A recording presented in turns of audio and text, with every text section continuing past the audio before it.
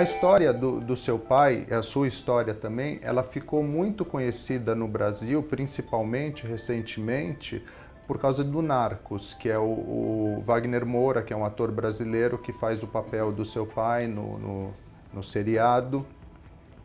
E por outro lado, é uma história que você mesmo publicou as 28 quimeras, os 28 erros de Narcos da temporada 2, porque nem da temporada 1 você chegou, porque eu imagino que tenha muito mais.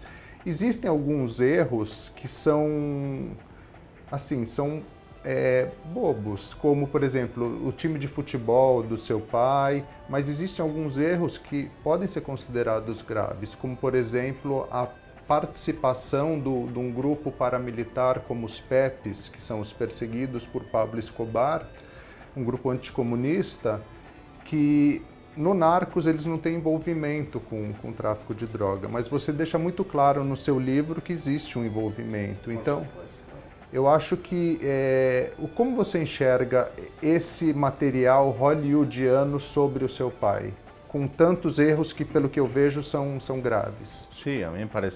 Sim, para mim parece uma falta de respeito com a história de um país e as muitas vítimas de meu pai. Me parece que a série não necessitava de um roteiro para ficar mais atrativa.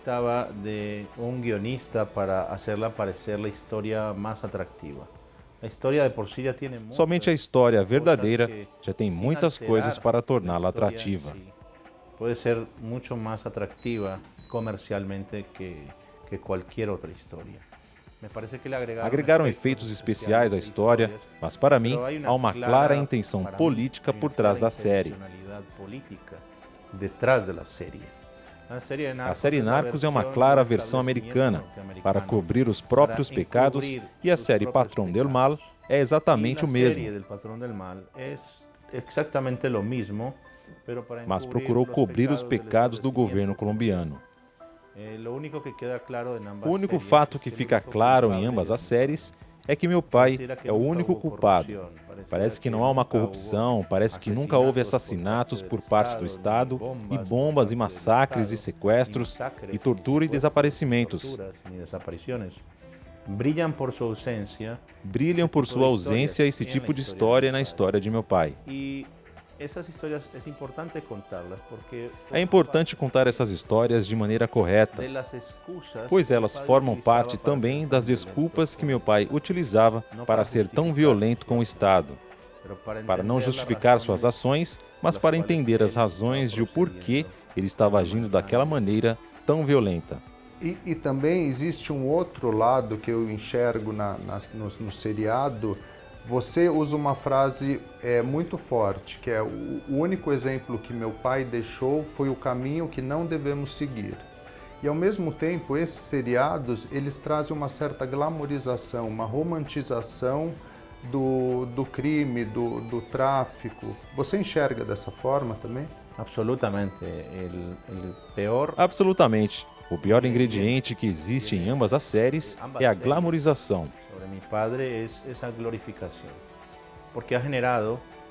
Porque isso tem gerado uma nova geração de jovens que querem ser Pablo Escobar. Eles escrevem em minhas redes sociais que querem ser traficantes, que parece ser uma boa ser traficante. Isso acontece porque ficaram hipnotizados pela série de TV.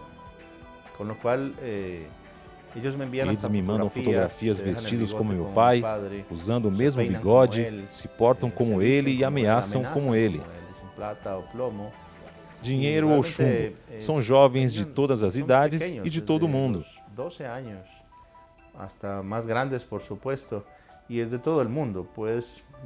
Me chegam mensagens de Nepal, Filipinas, Rússia, Irã, dizendo o mesmo, ou de qualquer lugar da Europa ou da América Latina.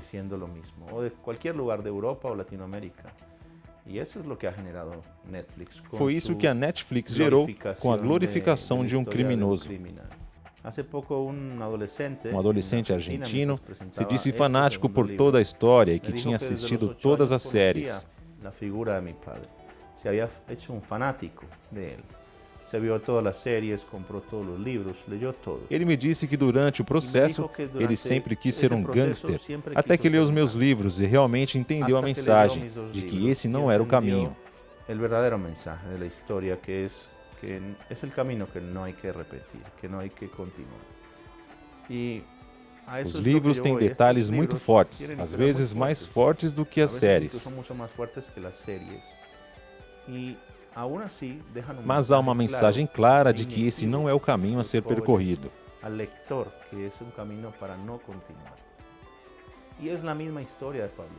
É a mesma história de Pablo Escobar, só que contada com um amplo sentido de responsabilidade. É uma mensagem que não é um invento, mas da experiência que vivemos dentro da família, como pessoas de que viveram dentro da história. Que nos ha quedado como família, como pessoas, de haver vivido desde dentro da história. E eu entendo também que a história cinematográfica, vocês se dispuseram a oferecer um material para todas essas produtoras para fazerem o trabalho da forma mais realista possível e não foi aceito. Seria diferente, muito diferente, se eles soubessem toda a verdade. Por exemplo, o final seria diferente, porque você tem convicção de que o seu pai se matou e não foi morto. Porque ele até deixou para você informações de como ele acabaria com a própria vida se estivesse no... Como foi isso?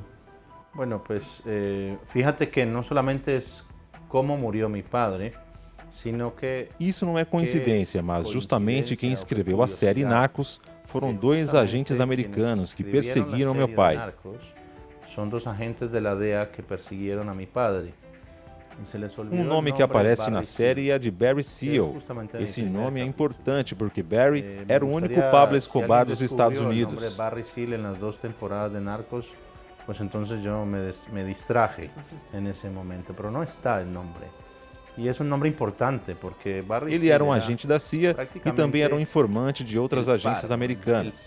Isso mostra o quão envolvidas estão as agências com a atividade do narcotráfico.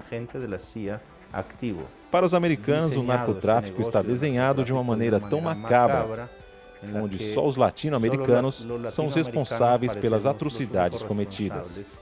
De las atrocidades que trae consigo el narcotráfico asociado à proibição. O Seal, inclusive, é um piloto de avião, ele foi piloto do seu pai e ele foi uma pessoa que traiu o seu pai. Ele é responsável pelas imagens na Nicarágua, onde seu pai é visto com sacos de cocaína colocando no avião, depois ele foi morto a mando do seu pai. E você encontrou o filho dele.